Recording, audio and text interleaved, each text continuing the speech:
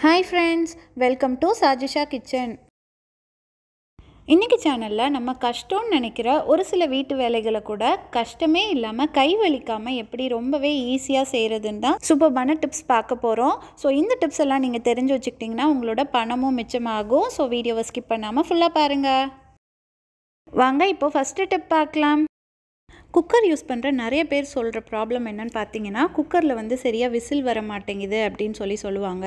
அதுக்கு என்ன காரணம்னு பார்த்தீங்கன்னா, நம்ம ஃபுட் ஐட்டம்ஸ் குக்கரில் வைக்கும்போது சம்டைம்ஸ் விசில் வரும்போது அந்த ஃபுட் பார்ட்டிகல்ஸ் வந்து அந்த விசில் வால்வில் போய் அடைச்சிக்கும். அது அப்படியே காஞ்சு போய் ஒட்டிக்கும். ஸோ அதனால் கூட நமக்கு நெக்ஸ்ட் டைம் வந்து யூஸ் பண்ணும்போது சரியாக விசில் வராமல் இருக்கலாம். அந்த மாதிரி சரியாக விசில் வராத குக்கரை நம்ம யூஸ் பண்ணோன்னா அது ரொம்பவே டேஞ்சர். உங்கள் வீட்டு குக்கர்லேயும் சரியாக விசில் வராமல் இருந்துச்சுன்னா இந்த டிப்ஸை மட்டும் ஃபாலோ பண்ணுங்கள். ரொம்பவே ஈஸியாக சரியாயிடும்.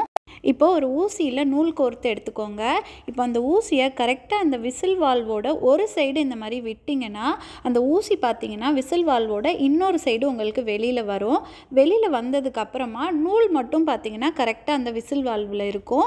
இப்போ அந்த நூலை ரெண்டு சைடும் இந்த மாதிரி இழுத்திங்கன்னா போதும்.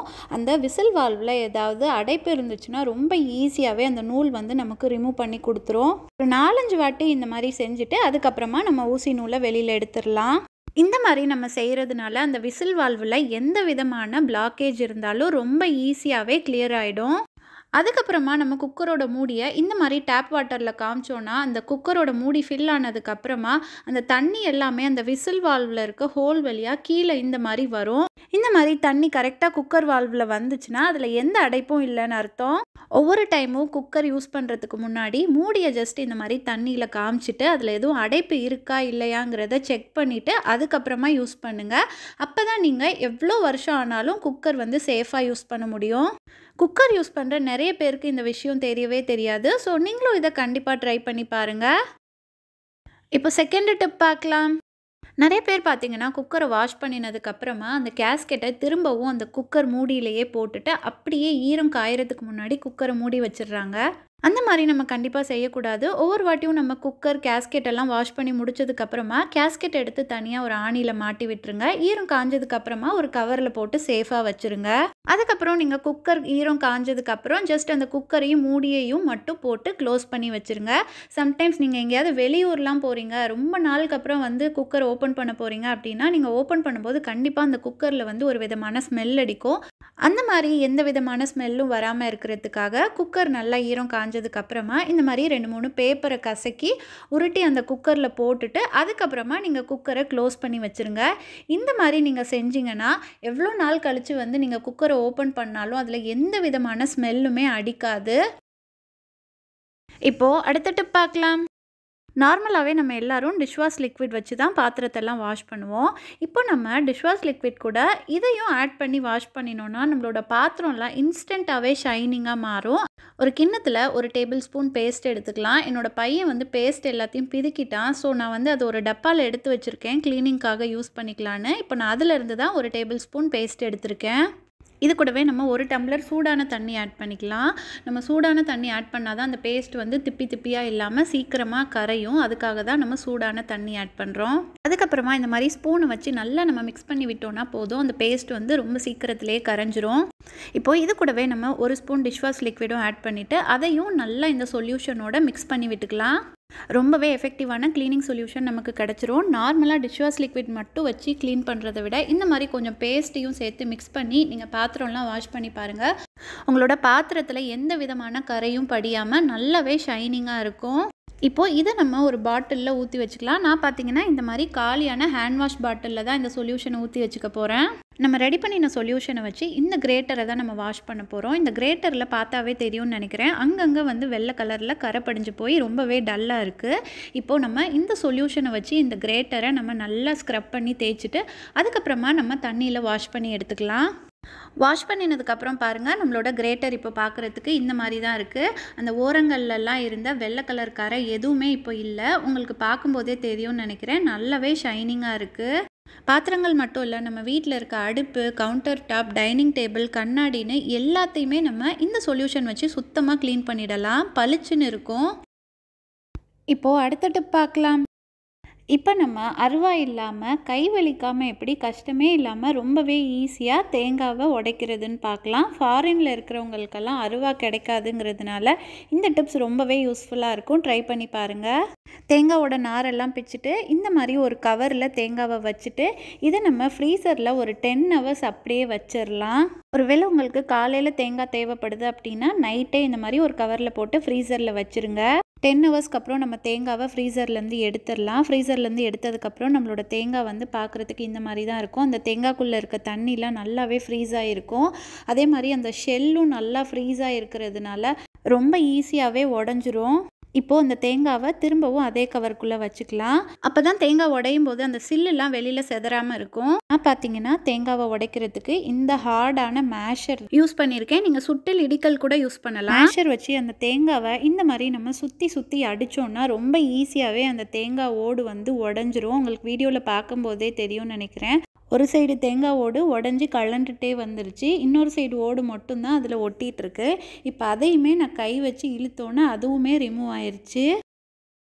இந்த மாதிரி நம்ம ஃப்ரீசரில் வச்சோன்னா தேங்காய் உடையிற அதே டைமில் அந்த தேங்காய் வந்து ஷெல்லுலேருந்தும் ரொம்ப ஈஸியாகவே ரிமூவ் ஆகிடும். இப்போ ஒரு கத்தி வச்சு இந்த தேங்காவை நம்ம 2ஆக கட் பண்ணிக்கலாம். கட் பண்ணினதுக்கப்புறம் பாருங்கள், அந்த தேங்காயில் இருந்த தண்ணிலாம் நல்லாவே ஃப்ரீஸ் ஆகி இந்த மாதிரி ஐஸ் கட்டி மாதிரி இருக்குது. இப்போ அந்த தேங்காய்க்கு பின் சைடு இருக்க அந்த ப்ரௌன் கலர் தோலை ரொம்ப ஈஸியாகவே இந்த மாதிரி பீலர் வச்சு நம்ம ரிமூவ் பண்ணிக்கலாம். உங்களுக்கு வீடியோவில் பார்க்கும்போதே தெரியும்னு நினைக்கிறேன் எவ்வளோ ஈஸியாக அந்த தோல் ரிமூவ் ஆகிட்டுருக்குன்னு. நம்ம தேங்காயில் உள்ள தோலை ரிமூவ் பண்ணுற டைமில் பார்த்தீங்கன்னா ஃப்ரீஸாக இருந்த அந்த தேங்காய் தண்ணி வந்து கொஞ்சம் மெல்ட் ஆக ஸ்டார்ட் ஆகிடும். இந்த ஸ்டேஜில் நம்ம இந்த மாதிரி ஒரு ஸ்பூன் வச்சு கரெக்டாக சுரண்டி எடுத்தோன்னா போதும், ரொம்ப ஈஸியாகவே அது தேங்காயிலேருந்து ரிமூவ் ஆகி வந்துடும். இப்போ இதை நம்ம ஒரு கிண்ணத்துக்கு ட்ரான்ஸ்ஃபர் பண்ணிக்கலாம். இப்போ 5th டிப் பார்க்கலாம். இப்போ நம்ம தேங்காவை இந்த மாதிரி சின்ன சின்னதாக கட் பண்ணிவிட்டு அதை நம்ம மிக்ஸி ஜாரில் சேர்த்துக்கலாம். இப்போ நம்ம பல்ஸ் மோடில் 2-3 வாட்டி மட்டும் ஓட விட்டு எடுத்தால் போதும். நொடியில் நமக்கு தேங்காய் பூ வந்து ரெடி ஆயிரும். பாருங்கள், நம்மளோட தேங்காய் பூ எவ்வளோ பர்ஃபெக்டாக இருக்குன்னு உங்களுக்கு வீடியோவில் பார்க்கும்போதே தெரியும்னு நினைக்கிறேன். இனிமேல் யாரும் கை வலிக்க கஷ்டப்பட்டு துருவியில் தேங்காய் பூ துருவ வேண்டாம். ரொம்பவே ஈஸியாக இந்த மாதிரி மிக்சியிலேயே துருவிடலாம். நம்ம ரெடி பண்ணின இந்த தேங்காய் பூவை இந்த மாதிரி ஒரு ஏர்டைட்டான டப்பாவில் போட்டு ஃப்ரீசரில் வச்சுட்டிங்கன்னா போதும், 3 மாதம் வரைக்கும் கூட அந்த தேங்காய் பூ வந்து அப்படியே ஃப்ரெஷ்ஷாக இருக்கும். உங்களுக்கு எப்போல்லாம் சமையலுக்கு தேவையோ அப்போல்லாம் கொஞ்சமாக எடுத்து யூஸ் பண்ணிக்கலாம். ஸோ ஒவ்வொரு டைமும் நீங்கள் தேங்காவை உடச்சி துருவணுங்கிற அவசியம் இருக்காது. தேங்காய் அதிக அளவில் கிடைக்கும்போது இந்த டிப்ஸை ட்ரை பண்ணி பாருங்கள், ரொம்பவே எஃபெக்டிவாக இருக்கும். இப்போ அடுத்த டிப் பார்க்கலாம். இப்போ நம்ம மிக்ஸி யூஸ் பண்ணாமல் எப்படி நிமிஷத்தில் தேங்காய் பூ துருவுறதுன்னு பார்க்கலாம். அதுக்காக நான் இந்த கிரேட்டர் தான் எடுத்திருக்கேன். இந்த கேரட் துருவியில் நம்ம தேங்காவை இந்த மாதிரி மேலேருந்து கீழே வரைக்கும் வச்சு தேய்ச்சிக்கிட்டே வந்தோன்னா போதும், ரொம்ப ஈஸியாகவே நமக்கு தேங்காய் பூ கிடச்சிரும். உங்களுக்கு வீடியோவில் பார்க்கும்போதே தெரியும்னு நினைக்கிறேன் எவ்வளோ ஈஸியாக நமக்கு தேங்காய் பூ கிடைக்குதுன்னு. ஒரு நிமிஷத்துக்குள்ளேயே நம்ம ஃபுல் தேங்காயையும் நல்லாவே துருவிட்டோம். உங்களுக்கு வீடியோவில் பார்க்கும்போதே தெரியும்னு நினைக்கிறேன். கரண்ட் இல்லாத டைமில் உங்களால் மிக்ஸி யூஸ் பண்ண முடியாது. ஸோ அந்த மாதிரி டைமில் டக்குன்னு உங்களுக்கு தேங்காய் பூ வேணும்னா இந்த மாதிரி கிரேட்டர் யூஸ் பண்ணி பாருங்கள். நீங்கள் நார்மலாக துருவியில் துருவுற டைமை விடவே இந்த கிரேட்டர் வச்சு ரொம்ப சீக்கிரத்தில் தேங்காய் பூ ரெடி பண்ணிடலாம். இப்போ அடுத்த டிப் பார்க்கலாம். இப்போ நம்ம ஃப்ரிட்ஜ் இல்லாமல் எப்படி ரொம்ப நாளைக்கு தேங்காய் பூ ஸ்டோர் பண்ணுறதுன்னு பார்க்கலாம்.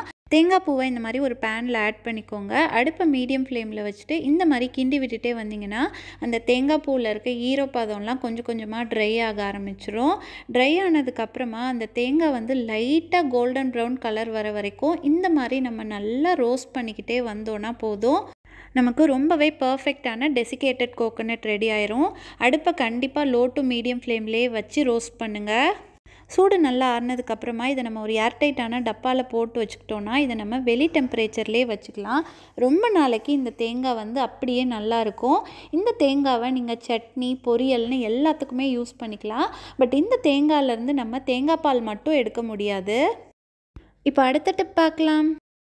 நிறைய பேர் ஊசியில் நூல் கோர்க்கிறதுக்கு ரொம்பவே கஷ்டப்படுவாங்க. இன்றைக்கி நம்ம தேங்காய் நாரை வச்சு ரொம்பவே ஈஸியாக எப்படி ஊசியில் நூல் கோர்க்கிறதுன்னு பார்க்கலாம். இந்த டிப்ஸ் ரொம்பவே ஈஸியாக இருக்கும், ட்ரை பண்ணி பாருங்கள். தேங்காய் நாரிலிருந்து இந்த மாதிரி நல்லா மெல்லிஸாக ஸ்ட்ராங்கான ஒரு நார் நம்ம பிச்சு எடுத்துக்கலாம். இப்போது இந்த நாரை யூஸ் பண்ணி தான் நம்ம ஊசியில் நூல் கோர்க்க போகிறோம். இந்த மாதிரி ஒரு காயின் எடுத்துக்கலாம். காயின் எடுத்ததுக்கப்புறமா அந்த தேங்காய் நாரை இந்த மாதிரி மடித்து விடுங்க. மடிச்சிங்கன்னா உங்களுக்கு ஒரு லூப் மாதிரி கிடைக்கும். இது அப்படியே அந்த காயின் மேலே வச்சுட்டு ஒரு செலோ டேப் வச்சு அந்த காயினையும் நாரையும் நல்லா இந்த மாதிரி சுற்றி ஒட்டி விட்டுருங்க. அப்போ தான் நம்ம வச்ச நார் வந்து அந்த காயின்லேருந்து கொஞ்சம் கூட மூவ் ஆகாமல் அதே பொசிஷனில் இருக்கும். உங்களுக்கு வீடியோவில் பார்க்கும்போதே தெரியும்னு நினைக்கிறேன். அந்த காயின் மேலே வந்து அந்த லூப் வந்து கரெக்டாக இருக்குது. இப்போ நம்ம ஊசி எடுத்துக்கலாம். அந்த ஊசி ஹெட்டில் இருக்க ஹோல்குள்ளே இந்த லூப்பை வந்து நம்ம கரெக்டாக இந்த மாதிரி இன்சர்ட் பண்ணிக்கலாம். இன்சர்ட் பண்ணினதுக்கு அப்புறமேட்டு நம்மளோட நூலை வந்து இந்த தேங்காய் நாரோட லூப்புக்குள்ளே விடலாம். இந்த லூப் வந்து பெருசாக இருக்கிறதுனால நம்ம ரொம்ப ஈஸியாகவே நூலை வந்து உள்ளே இன்சர்ட் பண்ணிடலாம். நூலை விட்டதுக்கு அப்புறமா ஊசியை இந்த மாதிரி பேக் சைடாக அந்த லூப்லேருந்து இழுத்துக்கிட்டே வந்தீங்கன்னா போதும், ரொம்ப ஈஸியாகவே அந்த நூல் வந்து ஊசிக்கு வந்துடும். உங்களுக்கு வீடியோவில் பார்க்கும்போதே தெரியும்னு நினைக்கிறேன் எவ்வளோ ஈஸியாக இருந்துச்சுன்னு. நொடியில் நம்ம ஊசியில் நூல் கோர்த்துட்டோம். எப்போவுமே ஊசி யூஸ் பண்ணி முடிச்சதுக்கப்புறமா அதை இந்த மாதிரி நூல்கண்டுலேயே குத்தி வச்சிட்டிங்கன்னா உங்களுக்கு அது மிஸ் ஆகாமல் இருக்கும். அது மட்டும் இல்லாமல் ஊசி நூல் போட்டு வச்சுக்கிறதுக்குனே தனியாக ஒரு டப்பா வச்சுக்கோங்க. அதுலேயே நம்ம ஊசியில் நூல் கோர்க்கிறதுக்காக காயின் வச்சு ரெடி பண்ணதையும் போட்டு வச்சுக்கலாம். அப்போ தான் நம்ம நெக்ஸ்ட் டைம் வந்து எடுத்து யூஸ் பண்ணுறதுக்கு நமக்கு ரொம்பவே ஈஸியாக இருக்கும். நம்மளோட டைமும் மிச்சமாகும். நான் இன்றைக்கி சொன்ன டிப்ஸில் ஏதாவது ஒன்றாவது உங்களுக்கு ரொம்பவே யூஸ்ஃபுல்லாக இருந்திருக்கும்னு நினைக்கிறேன். இந்த வீடியோ உங்களுக்கு பிடிச்சிருந்துச்சுன்னா வீடியோ லைக் பண்ணுங்கள், உங்கள் ஃப்ரெண்ட்ஸ் அண்ட் ஃபேமிலி மெம்பர்ஸ்க்கும் ஷேர் பண்ணுங்கள். மறக்காமல் நம்ம சேனல் சஜிஷா கிச்சனை சப்ஸ்கிரைப் பண்ணிவிடுங்க. அப்போ தான் நான் போடுற புது வீடியோஸோட நோட்டிஃபிகேஷன் உடனே உங்களுக்கு வரும். இதே மாதிரி நிறைய kitchen tips, home tips and reuse ideas videos நம்மளோட சேனலில் இருக்குது. அதோட லிங்க் நான் உங்களுக்கு டிஸ்கிரிப்ஷனில் தரேன். உங்களுக்கு டைம் இருந்துச்சுன்னா அதையும் பார்த்து என்ஜாய் பண்ணுங்கள். இன்னும் வேறு என்னெல்லாம் டிப்ஸ் வேணுங்கிறதையும் எனக்கு கமெண்ட்ஸில் சொல்லுங்கள். நான் நெக்ஸ்ட் வீடியோவில் அப்லோட் பண்ணுறேன். இவ்வளோ நேரம் பொறுமையாக வீடியோ ஃபுல்லாக பார்த்ததுக்கு தேங்க்யூ ஃப்ரெண்ட்ஸ். அடுத்து ஒரு சூப்பர்பான வீடியோவில் மீட் பண்ணலாம். டாட்டா.